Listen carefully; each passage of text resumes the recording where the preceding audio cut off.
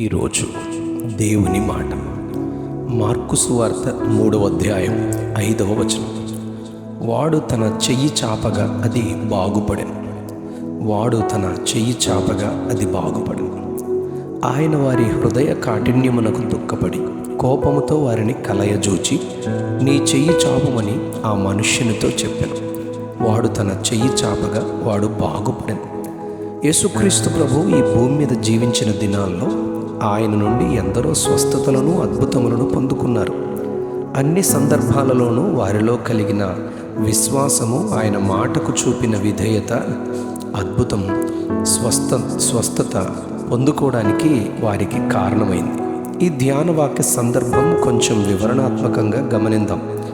Mark సువార్త 3వ అధ్యాయం 1వ వచనంలో ఆయన సమాజ మందిరంలో ప్రవేశించగా ఓచ చేయగలవాడు ఒకరున్నారు. అక్కడ విశ్రాంతి దినమున ఆయన స్వస్థపరిచినని నేరము మోపుటకు ఆయన యొద్దకు తీసుకుని వచ్చారు.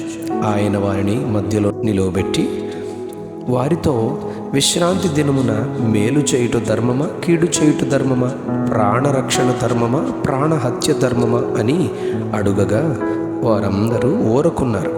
ఆయన వారి హృదయ కాఠిన్యమునకు దుఃఖపడి, నీ చెయ్యి చాపమని ఆ మనుష్యునితో చెప్పగా వాడు తన చెయ్యి చాపగా అది బాగుపడెను. ఇతనికి ఆయన మాటపై విశ్వాసం, ఆయన మాటకు విధేయత చూపించే హృదయం ఇతని స్వస్థతకు కారణం.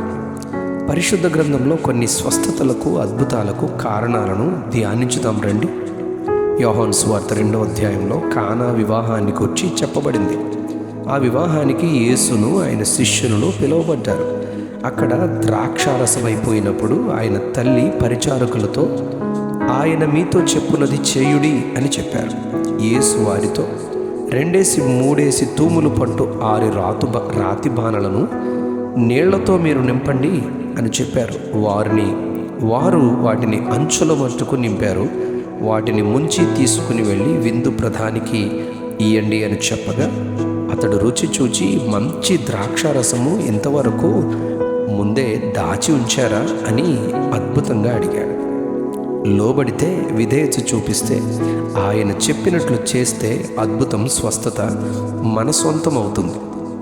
లూకా సువార్త 5వ అధ్యాయం 4వ వచనంలో ఆయన సీమోనుదైన దోణెను ఆయన ఎక్కి దాని నుండి కొంచెము లోపలికి త్రోయమని అడిగి దోణిలో కూర్చుని జనసమూహములకు ఆయన బోధించి,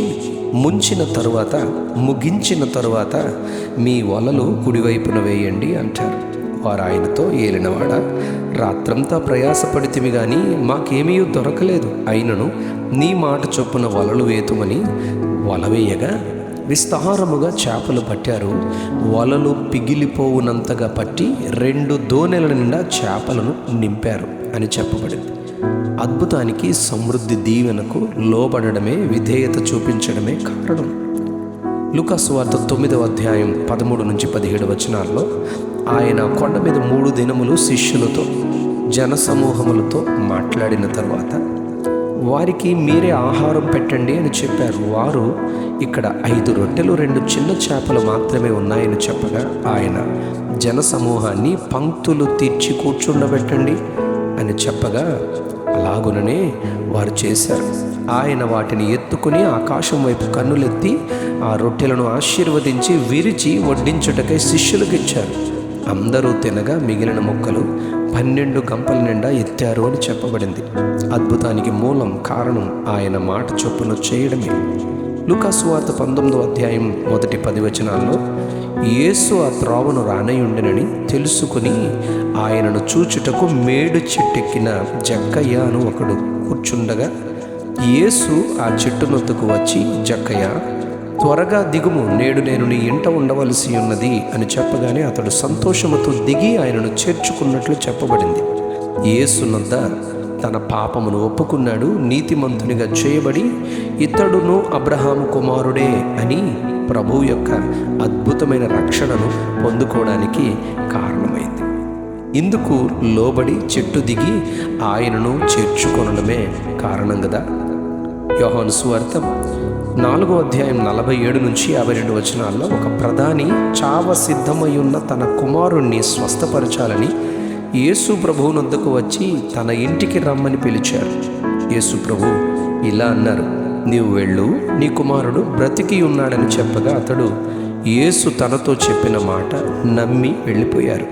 అతడు ఇంకా త్రోవలో ఉండగానే అతని దాసులు, నీ కుమారుడు బ్రతికి ఉన్నాడు అని చెప్పడానికి వచ్చారు. ఎప్పుడు నా కుమారుడు బ్రతికాడు అని అడగగా వారు నిన్న 1 గంటకు అని చెప్పారు. యేసు తనతో చెప్పిన మాట నమ్మిన సమయం అదే అని ఆ అధికారి గుర్తించాడు.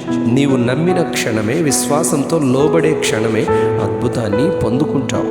యోహాను సువార్త 9వ అధ్యాయం 6-9 ఒక గుడ్డి భిక్షగాడు త్రోవ పక్కన కూర్చుని భిక్షమెత్తుకొనుచుండగా యేసు నేలపై ఉమ్మి వేసి బురద చేసి కన్నులపై పూసి, నీవు సిలోయమను కోనేటికి వెళ్ళి అందులో కడుగుకొనుమని చెప్పారు.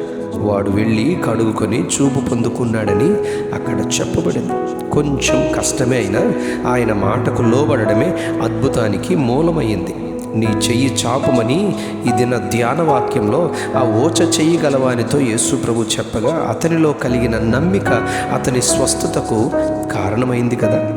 నమ్మిక ఉంచి లోబడి పనిచేసి అద్భుతాన్ని మన జీవితంలో మనమును పొందుకుందుముగాక.